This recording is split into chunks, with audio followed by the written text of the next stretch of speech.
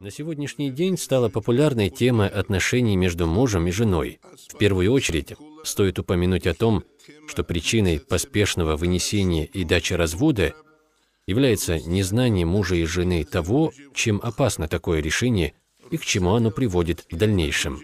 Любой из разумных людей понимает, какие беды постигнут его самого и его семью, если он намеренно подожжет свой дом.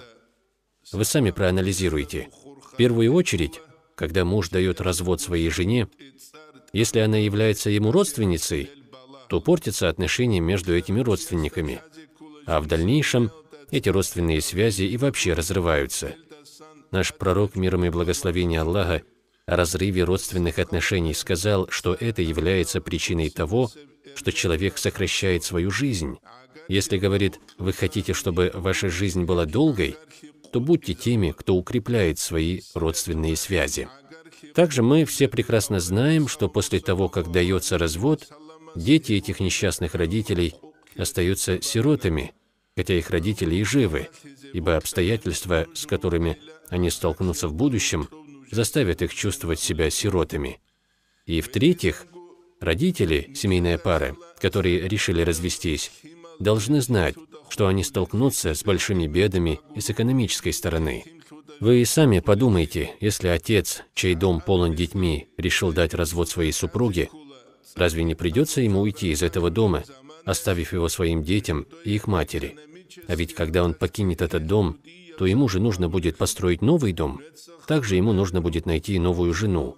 А теперь, говоря о времени, в котором мы живем, даже молодым парням сложно найти себе жену из-за того, что нынешние парни и девушки слишком требовательны, говоря иначе, считают себя круче всех остальных.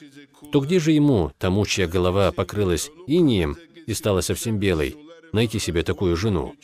И поэтому ему, несчастному, приходится жениться на той, что попадется. Вот поэтому разве не было бы ему лучше беречь свою жену и сохранить все то имущество, и свой родной дом, и свою семью? Вы только посмотрите, со сколькими трудностями ему придется столкнуться, строя новый дом. И все из-за того, что он не стерпел свой гнев, который возник совсем из ничего, и вот готов поджечь свой же собственный дом. Также, когда человек разводится, мы знаем, сколько будет различных сплетней и ненужных разговоров. А ведь сейчас такое время, когда, женив своего сына или же выдавая замуж свою дочь, мы тратим очень много средств на банкетные залы, прокат лимузина и прочие подобные вещи. И в итоге, когда такая семья, для церемонии которой было потрачено немало средств, распадается, разве развод будет таким тихим, как у каких-нибудь бедняков, чья свадьба была совсем скромной и незаметной? Мы все с вами знаем, что когда разрушается какое-нибудь большое здание, то от нее исходит столько шума, грохота и пыли. А когда же разрушается маленький домик, то, соответственно, от него исходит очень мало шума и пыли. Ведь так же это. Так вот, этой пылью являются сплетни, ула, много никчемных разговоров, и это ко всем остальным бедам, которые настигнут их. Также мы с вами должны знать, что не пройдет так много времени с момента дачи развода, как сильно этот человек будет сожалеть о содеянном. А в дальнейшем шайтан будет всячески стараться пробудить между ними ложную любовь, в результате чего эти несчастные, что не так давно дали развод своим бывшим женам, сойдутся с ними же и, возможно, всю свою оставшуюся жизнь будут совершать зина, грех прелюбодеяния.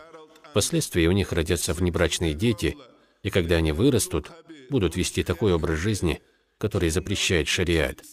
И разве это не является большой бедой, что настигло этих людей? Вот поэтому ни в коем случае нельзя спешить давать развод. Именно поэтому мы всегда повторяем: «О, молодые парни, вы не спешите давать развод, ведь 99% из тех, что дали поспешный развод, очень сильно сожалеют об этом».